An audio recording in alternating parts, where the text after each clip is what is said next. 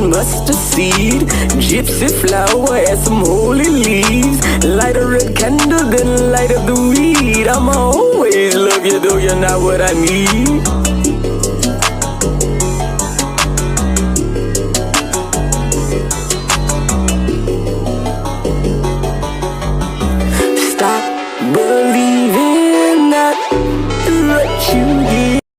What's up, y'all? Welcome to the School of Divine Magic.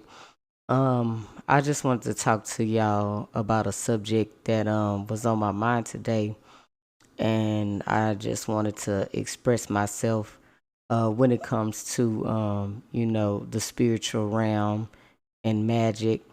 And we have to think about that, there is nothing new under the sun.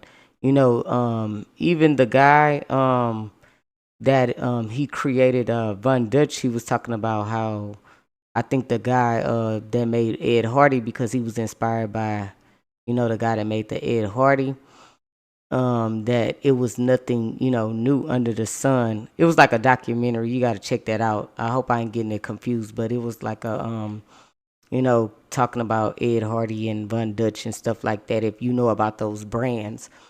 So when you really think about that being said, that there is, nothing new under the sun, you got to know that everything comes from something else. Like, it's not nothing original. It always starts from something else. I know, especially when it comes, from our generation, like you got to think about when people make music and make beats, they go back in the past and dig up like samples from, old jazz musicians and stuff like that. That's why they call it digging in the crates.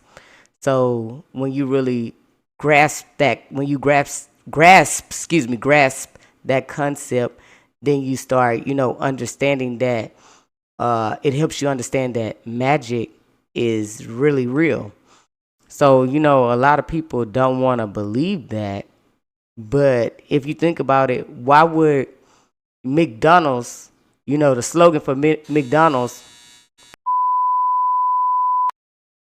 Okay, so I was rudely interrupted by the dryer because I forgot it was going. But this is what I was trying to say about McDonald's. You got to think about their slogan.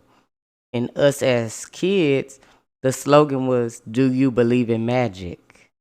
So you got to think about, why was someone selling food? Don't get me wrong. Yes, they want to persuade the children to buy the Happy Meal, but you got to think about, like, why would that be the slogan for a restaurant named McDonald's, and the mascot is a clown? The main mascot is a clown. So you got to think about that. You know what I'm saying? And also another thing is, when they make not only regular movies, you got to think about when they make children's movies, like, kids movies and stuff, those cartoons, they come from something that is an original idea. And it always be linking to magic. Because you got to think about Aladdin and the magic carpet. So then, okay, they make this movie about, this poor street kid that encounters a genie in a magic carpet. Guess where that comes from? That comes from Solomonic magic. That comes from King Solomon in the Bible, because you got to think about it. King Solomon in the Bible, he controls the genie. You see what I'm saying? The 72 genie. You feel me?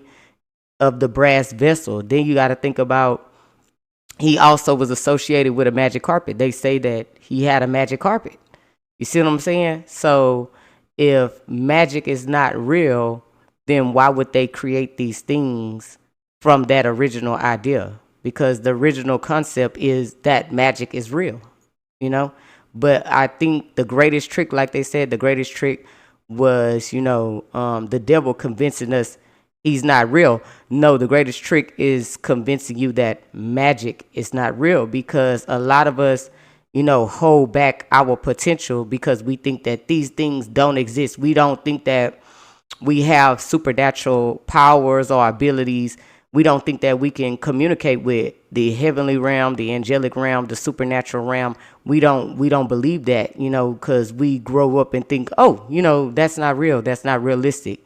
But I hate to burst your bubble. It's very much real. You very much can communicate and commune with spirits, especially departed loved ones. And over here, I talk about divine magic because it's a magic that is angelic. It's a magic that only can come from God. And they also say, because I was watching a podcast and I like when this guy said, he said, the high magic is when you let God, let it play out through God. You know what I'm saying? So you may send, set your intentions out into the universe, but you go, the end result is up to God, So that's what I kind of call your natural magic, your divine magic, and your angelic magic when you pray, when you meditate, when you commune, with the heavenly and angelic realm. And I'm not, shunning, any other magic, because guess what? You go towards whatever you feel in your heart that is your inner power, your innate ability and spirituality. You don't have to, participate or practice anything that does not resonate with your soul. You know what I'm saying? Because that's number one. It has to resonate with your soul, and it has to be aligned with your path. You know what I'm saying? And so when you really don't think about it, though, we have to understand that, yes, it's a parallel universe that exists. And some of our task is to, unite with that parallel universe, that realm, and go up them levels. But